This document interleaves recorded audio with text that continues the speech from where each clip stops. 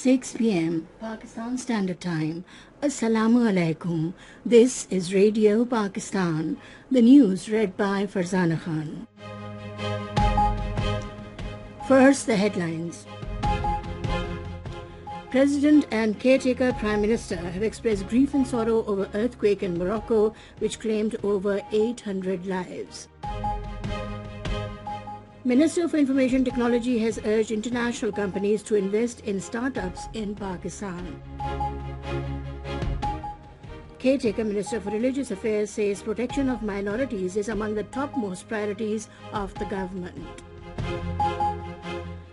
Joint naval exercise between Pakistan Navy and Royal Saudi Naval Forces commenced at Al Jubail in Saudi Arabia today.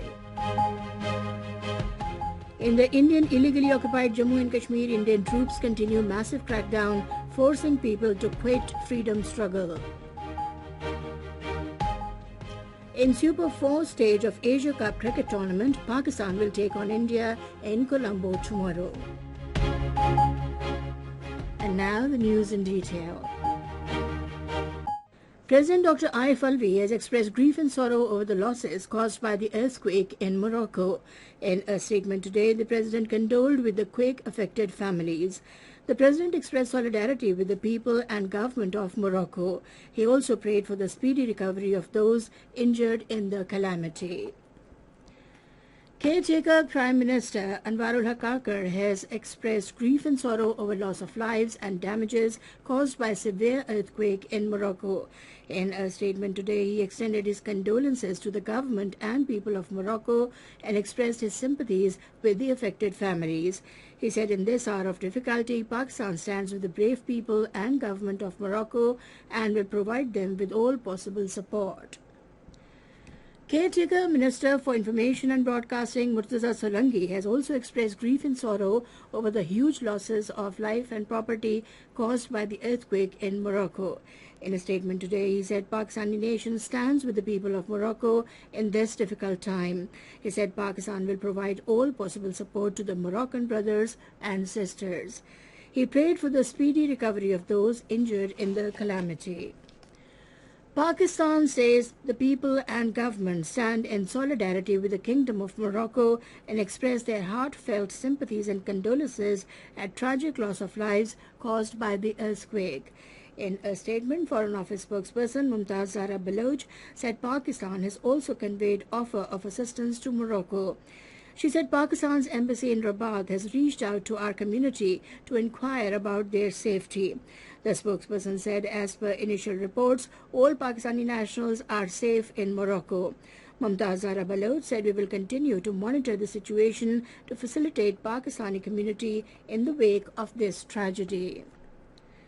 Earlier in Morocco, at least 820 people were killed and over 600 injured as a strong earthquake of magnitude 6.8 struck the central parts of the country last night.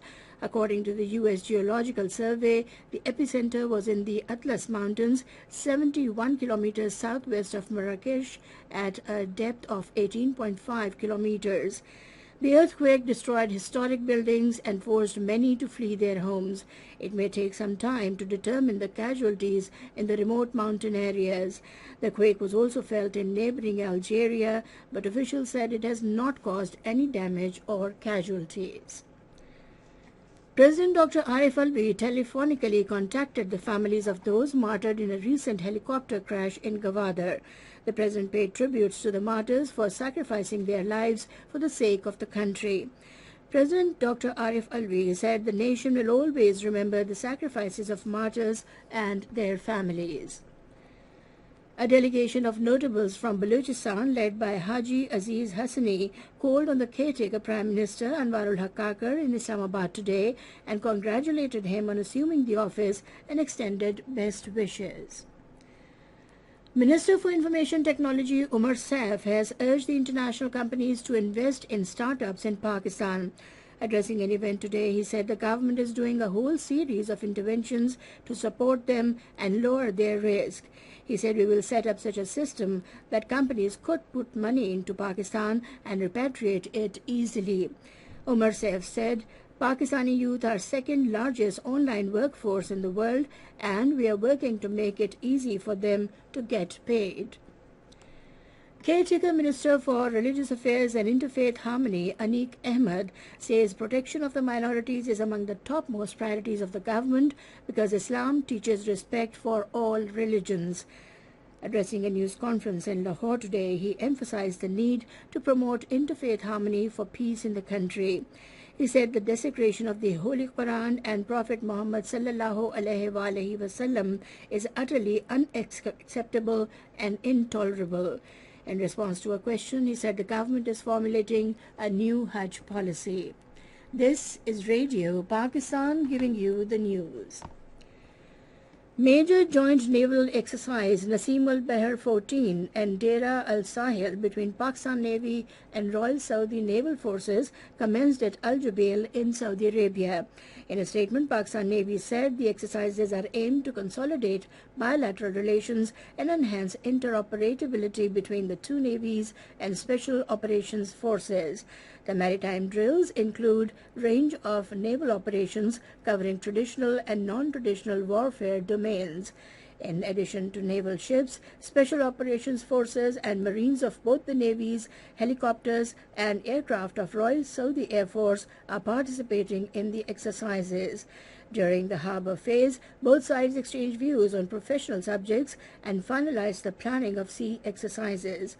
The exercise is a manifestation of Pak-Saudi strategic relations and mutual resolve to enhance cooperation in naval domain to jointly deal maritime challenges. Indian troops and police personnel, as part of their brutal tactics, continue massive crackdown across Indian illegally occupied Jammu and Kashmir to harass the people and force them to give up their freedom struggle.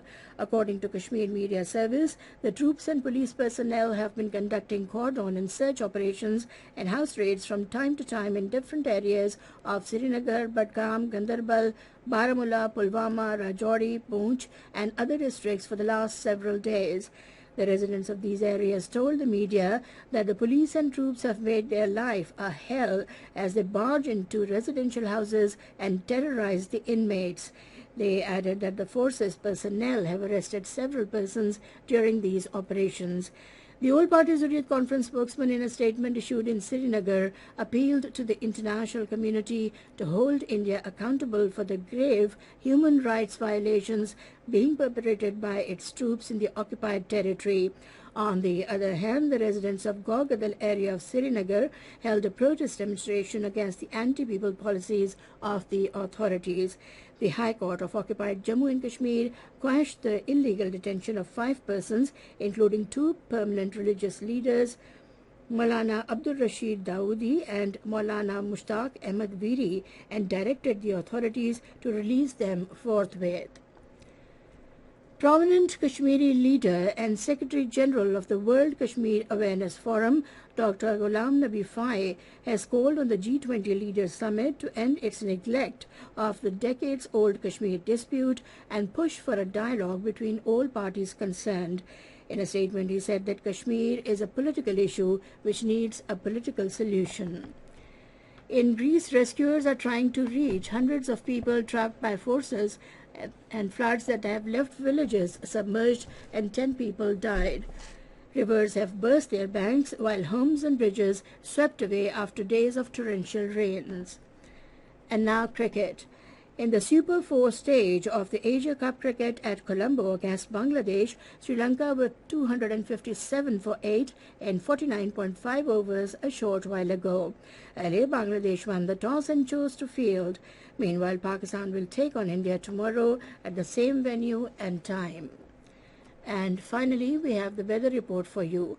Hot and dry weather is expected in most parts of the country, while hot and humid in plain areas during the next 12 hours.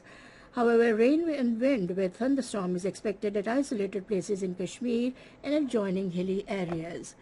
To end the news, the main points once again.